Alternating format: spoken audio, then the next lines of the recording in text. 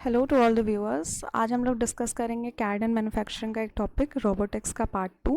Robotics का part 1 हम लोग डिस्कस कर चुके हैं, जिसमें हम लोगों ने रोबोट्स के बारे में जाना, उसकी हिस्ट्री क्या थी ये जाना, साथ ही क्या क्या कंपोनेंट्स होते हैं रोबोट के, उन सारी चीज़ों के बारे में हम लोग ऑलरेडी स्टडी कर चुके हैं। ये पार्ट 2 है। अगर इसकी आप लोगों को बेटर अंडरस्टैंडिंग चाहिए, क्योंकि इसमें वो टर्मिनोलॉजीज़ यूज़ होंगी, क्या क्या नाम होते हैं, तो आप लोग प्लीज़ पार्ट 1 देख लीजिए, ताकि आप लोगों को ये फर्दर आसानी से समझ में आ सके। कैड एंड मैन्युफैक्चरिंग के और भी टॉपिक्स इन फ्यूचर डिस्कस किए जाएंगे। तो अगर आप लोगों ने मेरा चैनल अब तक सब्सक्राइब नहीं किया है, तो आप लोग प्लीज़ सब्सक्राइब कर लीजिए, ताकि आप लोगों को आगे की नोटिफिकेशन मिलती रहे। स्टार्ट करते हैं with the types of robot. अगर हम लोग मैनिपुलेटर के आधार पे, मैनिपुलेटर क्या होता है ये हम लोग लास्ट क्लास में डिस्कस कर चुके हैं। जैसे रोबोट के लिंक्स बने रहते हैं, वही उसके मैनिपुलेटर कहलाते हैं। तो जिस प्रकार का एक ह्यूमन का हाथ होता है, हमारा जो हाथ है, इसी प्रकार का रोबोट का भी एक प्रकार का हाथ या जॉइंट प्रोवाइड किया जाता है, जो उसका मेन काम करता है। तो जो भी वर्क किया जाता है वो मैनिपुलेटर के द्वारा ही किया जाता है, तो उसको हम लोग रोबोट का मैनिपुलेटर या फिर एक ह्यूमन के हाथ से कंपेयर कर सकते हैं। इसके आधार पे 5 वर्गीकरण किए गए हैं रोबोट के। पहला होता है कार्टेशियन कोऑर्डिनेट रोबोट, दूसरा सिलेंड्रिकल, तीसरा पोलर, चौथा होता है हमारा जॉइंट आर्म, जिसे हम लोग आर्टिकुलेटेड रोबोट भी कहते हैं, और फिफ्थ होता है हमारा स्कारा। ये सारी चीज़ें हम लोग वन बाय वन देखेंगे क्या क्या होते हैं। अकॉर्डिंग टू, अगर हम लोग सिस्टम की बात करते हैं कि रोबोट हमारा किस सिस्टम पे काम कर रहा है, तो अगर वो पॉइंट टू पॉइंट रोबोट है, ये पहला इसका टाइप होता है। दूसरा होता है कॉन्टिन्यूअस पाथ रोबोट, इसके बारे में भी हम लोग डिटेल में पढ़ेंगे। अगर हम लोग पूरे रोबोट के कंट्रोल सिस्टम की हम लोग बात करते हैं, तो वो 2 प्रकार का होता है, एक ओपन लूप होता है, एक क्लोज्ड लूप होता है। स्टार्ट करते हैं वन बाय वन। सबसे पहले हम लोग बात करते हैं कार्टेशियन कोऑर्डिनेट रोबोट क्या होता है। हिंदी में इसको कहते हैं कार्टेशियन निर्देशांक रोबोट। ये जैसे कि हम लोग एक normal X Y Z axes देखते हैं, जो कि 90 डिग्री पे एक दूसरे से जुड़ी हुई होती हैं, उसी रोबोट जो होता है वो उन्हीं कोऑर्डिनेट सिस्टम पे जब वर्क करता है, 3 डायरेक्शन में मूव करता है, एक्स वाई जेड, तीनों 90 डिग्री पे कनेक्टेड होती हैं, तो उसे हम लोग कार्टेशियन कोऑर्डिनेट रोबोट कहते हैं। ये बहुत बहुत इजी समझने वाला रोबोट है, काफ़ी कॉम्प्लिकेटेड नहीं होता है इसका स्ट्रक्चर, काफ़ी नॉर्मल सिंपल स्ट्रक्चर होता है इसका, जो कि सीएनसी या फिर 3D प्रिंटिंग जैसे कार्यों में यूज़ किया जा सकता है। देखते हैं ये दिखता कैसा है। इस प्रकार का इसका स्ट्रक्चर होता है। कार्टेशियन रोबोट है, जो कि एक्स एक्सिस में लीनियर मोशन कर सकता है, वाई एक्सिस में लीनियर मोशन कर सकता है, साथ ही साथ जेड एक्सिस में भी एक लीनियर टाइप का मोशन कर सकता है। ये कंप्लीट कार्टेशियन कोऑर्डिनेट रोबोट होता है। काफ़ी रिजिड स्ट्रक्चर होता है इसका। इसका स्ट्रक्चर बाकी के स्ट्रक्चर की तुलना में ख़राब होने की संभावना इसमें कम होती हैं, क्योंकि ये काफ़ी सिंपल स्ट्रक्चर है और एक दूसरे में बस इसको एक लीनियर टाइप का मोशन करना रहता है। अगर हम लोग सिलेंड्रिकल कोऑर्डिनेट रोबोट की बात करें, जिसे हम लोग कहते हैं बेलनाकार निर्देशांक रोबोट, इस प्रकार का जो रोबोट का सिस्टम होता है, इसमें 2 लीनियर मूवमेंट होती है और 1 रोटेशनल मूवमेंट होती है। ये जो सिस्टम होता है, ये कई प्रकार के, जैसे स्पॉट वेल्डिंग हो या फिर डाई कास्टिंग की मशीन ली हुई, या फिर वेल्डिंग का प्रोसेस हुआ, इस प्रकार के सिंपल प्रोसेस में यूज़ किया जा सकता है, जिसमें भी हमें लीनियर मोशन के साथ साथ रोटेशनल मोशन करना होता है। उसमें इस टाइप के रोबोट्स का यूज़ किया जाता है। इसकी जो आर्म्स होती हैं वो अप एंड डाउन मूव कर सकती हैं।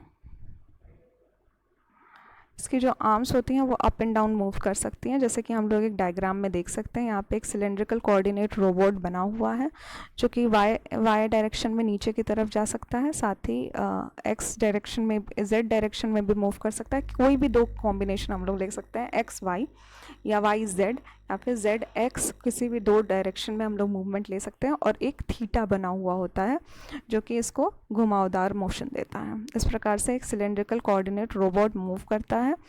ये जिस डायरेक्शन में मूव करता है, अगर हम लोग कंप्लीट डायरेक्शन का एक प्रकार का लोकस बनाते हैं, अलग अलग पॉइंट्स अगर हम लोग लेते हैं, तो वो एक प्रकार का सिलेंडर बन के आता है। नीचे भी मूव करता है, साथ ही गोल आकार में भी मूव करता है। इन दोनों को कंबाइन जब हम लोग करते हैं, तो एक सिलेंड्रिकल टाइप स्ट्रक्चर फॉर्म होता है। नेक्स्ट हम लोग देखते हैं polar coordinate robot. Polar coordinate robot में 1 लीनियर जॉइंट होती है और 2 रोटेशनल जॉइंट होती हैं। इस प्रकार से दिखता है ये रोबोट। इसको हम लोग स्फेरिकल रोबोट, कोऑर्डिनेट रोबोट भी कहते हैं। इसमें देख सकते हैं हम लोग 2 प्रकार का थीटा बना हुआ है।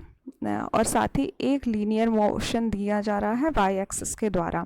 इसके जो भी कार्य होते हैं उसमें यूजुअली मशीन टूल को हैंडल करता है या फिर कोई असेंबली ऑपरेशन करना होता है जिसमें कई प्रकार के पार्ट्स जोड़ने रहते हैं, जिसमें कई बार इसको घूम के किसी पार्ट को आप पकड़ना होता है, उसको कैरी करके दूसरे स्थान पे ले जाना होता है। इस प्रकार के जो भी अरेंजमेंट होते हैं वो पोलर कोऑर्डिनेट रोबोट करता है।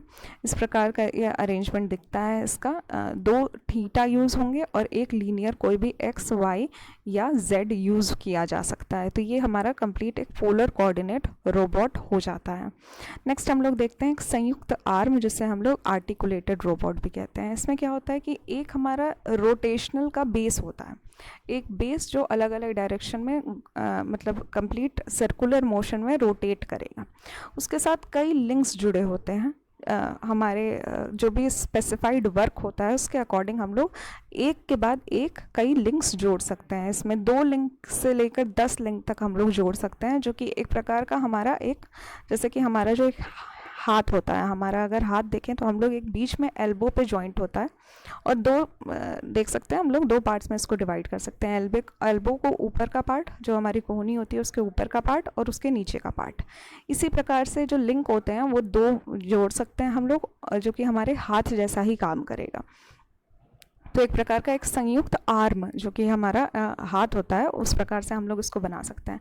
और अगर हम लोग इसको चाहें तो और लंबा भी कर सकते हैं और लिंक इसके आगे जोड़ के। तो इस प्रकार से हम लोग 10 लिंक जोड़ सकते हैं और एक हमारा एक स्पेसिफाइड काम करने के लिए हमारा एक संयुक्त आर्म बन के तैयार हो जाता है। इस प्रकार से ये दिखता है कि हम लोग देख सकते हैं नीचे एक रोटरी मोशन कर रहा है, उसके बाद ये जो लिंक्स हैं ये अलग अलग जुड़े हुए हैं। ये मोस्टली जो होता है वो टूल्स को इधर उधर हैंडल करने के काम आता है।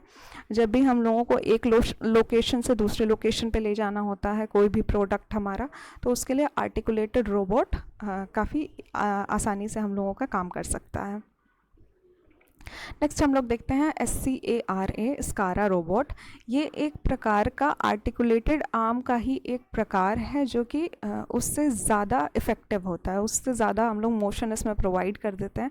इसकी फुल फॉर्म की अगर हम लोग बात करते हैं तो वो होता है selective compliance assembly robot arm या फिर selective compliance articulated robot arm. ये एक प्रकार का जॉइंट आर्म का ही पार्ट है बट उससे ज़्यादा सुपीरियर है। इसे हम लोग स्ट्रक्चर से समझने की कोशिश करते हैं। जैसे कि हम लोग एनिमेशन में देख सकते हैं, यहाँ पे हम लोगों का एक सर्कुलर मोशन शो कर रहा है हमारा बेस, और उसके साथ साथ 2 लिंक जुड़े हुए हैं। 2 लिंक के साथ हमारा एक काइंड ऑफ ड्रिलिंग पेन जुड़ा हुआ है जो कि ड्रिल कर रहा है होल, 2 एक साथ कंपोनेंट्स में ड्रिल कर रहा है।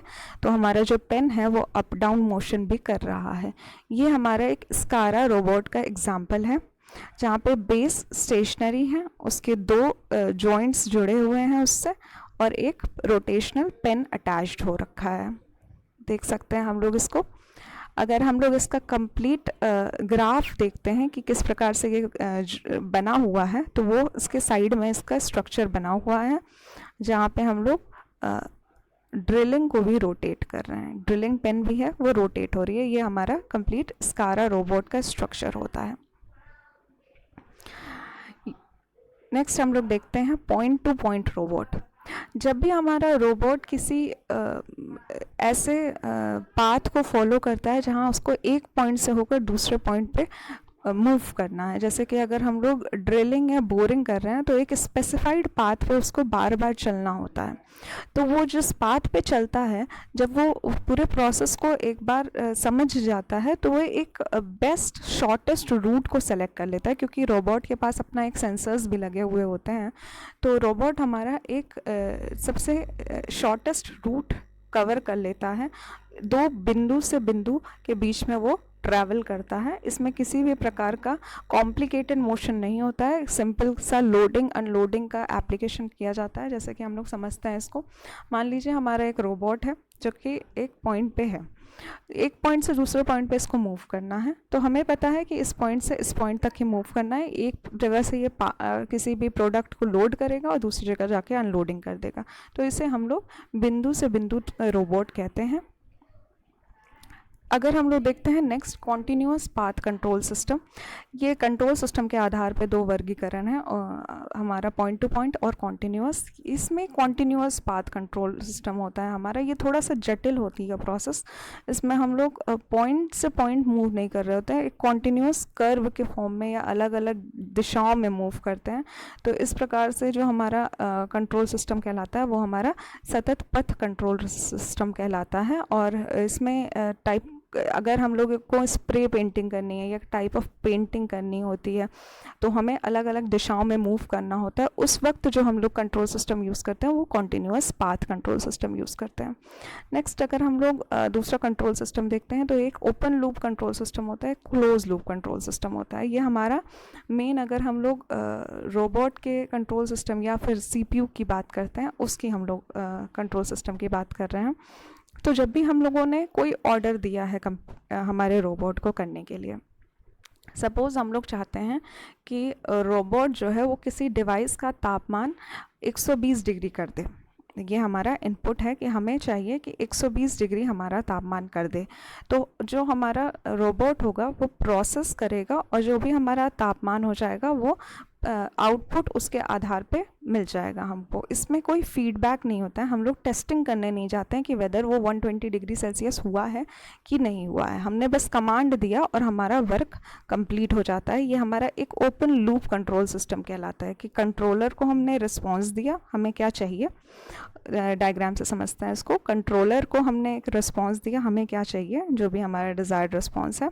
कंट्रोलर ने या फिर रोबोट ने एक आउटपुट दे दिया और प्रोसेस कर दिया। हमारा प्रोसेस से हमारा आउटपुट निकल गया, जो भी उस हमें टेम्परेचर चाहिए था वो हमें मिल गया है। इस प्रकार से ये complete open loop control system हो जाता है। नेक्स्ट हम लोग देखते हैं क्लोज्ड लूप कंट्रोल सिस्टम। इसमें हम लोगों ने इनपुट दिया रोबोट को, रोबोट ने वो प्रोसेस किया, प्रोसेस से एक आउटपुट निकला। आउटपुट कितना है ये हम लोग फीडबैक से मेजर करते हैं। जैसे कि मैंने आप लोगों को टेम्परेचर का एग्जांपल दिया था, रोबोट से हम लोगों ने कहा कि हमें एक स्पेसिफाइड एरिया का तापमान 120 डिग्री सेल्सियस चाहिए, रोबोट ने हमारा काम कर दिया। अब हम लोग एक सेंसर के द्वारा या टेम्परेचर के द्वारा पहले हम लोग मेजर करेंगे कि क्या उसका तापमान 120 डिग्री सेल्सियस हुआ है कि नहीं। ये बहुत आसान एग्जाम्पल मैं आपको बता रही हूँ, इस प्रकार का एग्जाम्पल ये बस समझने के लिए है एग्जाम्पल।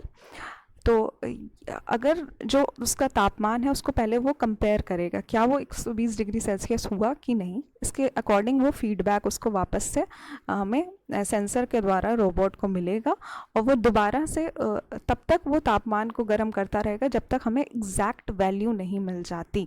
इस प्रकार से ये कंप्लीट क्लोज्ड लूप सिस्टम काम करता है। ये एक प्रकार का फीडबैक सिस्टम है, इनपुट और आउटपुट के बीच में एक फीडबैक का सिस्टम लगा हुआ होता है। और जब हम लोग क्लोज्ड लूप सिस्टम की बात करते हैं तो इनपुट के बाद आउटपुट मिलता है, इसमें किसी प्रकार का फीडबैक हमें नहीं लेना होता है। एक प्रकार की हम लोगों को रीचेकिंग या रीटेस्टिंग नहीं करनी पड़ती है, कोई फीडबैक नहीं लेना है। इसमें हम लोगों को डायरेक्ट हमारा आउटपुट मिल जाता है और ये होता है हमारा क्लोज्ड लूप सिस्टम, जिसमें हम लोग फीडबैक लेके आउटपुट को करेक्ट करते रहते हैं। एक कॉम्प्लिकेटेड सा प्रोसेस करने के लिए हम लोग क्लोज लूप सिस्टम का यूज़ कर सकते हैं, काफ़ी एक्यूरेट होता है ओपन सिस्टम के अकॉर्डिंग देखा जाए तो।